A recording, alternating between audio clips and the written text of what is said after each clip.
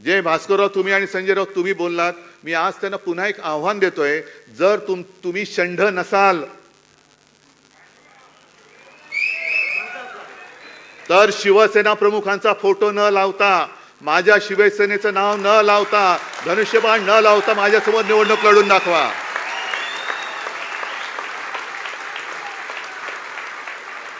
आणि नाही तर षंढ म्हणून गावामध्ये फिरा, विजेते म्हणून फिरू नका.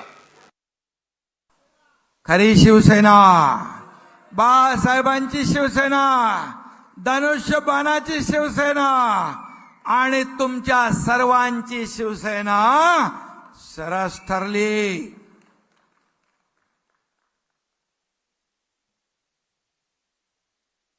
आणि त्यामुळे कोण जिंकलं आणि कोण हरलं हे स्पष्ट आहे.